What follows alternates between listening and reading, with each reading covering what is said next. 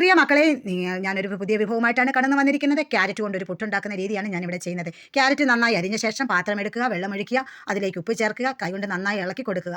എൻ്റെ പ്രിയ മക്കൾക്ക് 2 പേർക്കും പുട്ട് വലിയ ഇഷ്ടമാണ്. പുട്ടിൻ്റെ കൂടെ മൂത്ത മോൾ പഴമാണ് ചേർത്ത് കഴിക്കുന്നത്. ഇളയ മോളാണെങ്കിൽ അവൾക്ക് പുട്ടിൻ്റെ കൂടെ കറി വേണം. കടലക്കറിയാണ് ഇഷ്ടം. എല്ലാ കറിയും കൂട്ടി അവൾ കഴിക്കാറുണ്ട്. പുട്ടിൻ പൊടി നമ്മൾ വെള്ളത്തിലേക്ക് ആഡ് ചെയ്ത് കൊടുത്തു. നന്നായി ഇളക്കിയ ശേഷം നന്നായി ഇളക്കി കൊടുക്കണം. ഇളക്കിയ ശേഷം നമുക്ക് അടുത്തത് ചെയ്യേണ്ടതാണ്. തേങ്ങയാണ് ഇതിന് വേണ്ടത്. അടുത്ത നമ്മൾ തേങ്ങ തിരുമാൻ പോവുകയാണ് ചെയ്യുന്നത്. തേങ്ങ തിരുമിക്കൊണ്ടിരിക്കുകയാണ്. തിരുമിയ ശേഷം നമ്മൾ അടുത്ത കുക്കറാണ് നമ്മളിവിടെ എടുക്കുന്നത്. കുക്കർ കഴുകി വെള്ളം എടുത്ത ശേഷം പുട്ടിടാനുള്ള പാത്രം, പൊടിയിടാനുള്ള പാത്രം കഴുകി നമ്മൾ കുക്കർ ഗ്യാസ് ഓണാക്കി വെച്ച് കുക്കർ അടുപ്പത്ത് വെച്ച് കഴിഞ്ഞു. നമ്മൾ അതിലേക്ക് തേങ്ങാപ്പീരയും ക്യാരറ്റും ചേർത്ത് കൊടുത്തിരിക്കുകയാണ്.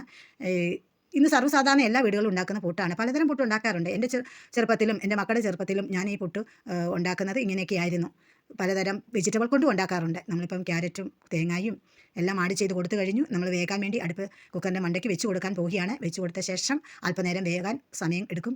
അതിനുശേഷം നമ്മൾ ഈ ഭക്ഷണം പാത്രം കഴുകി അതിലേക്ക് നമുക്ക് ആഡ് ചെയ്യണം.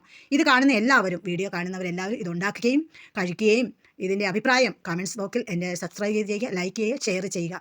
നമ്മുടെ ആവി വന്നു കഴിഞ്ഞു. ആവി വന്നു കഴിഞ്ഞാൽ പുട്ട് നമ്മൾ പാത്രത്തിലേക്ക് ആഡ് ചെയ്യാൻ പോവുകയാണ്. ഇതാ പാത്രത്തിലേക്ക് വന്ന് വീണ്ടും ഒരു വിഭവം ഉണ്ടാക്കി കാണിക്കുന്നത് വരെ വീണ്ടും എല്ലാവർക്കും നന്ദി, നമസ്കാരം.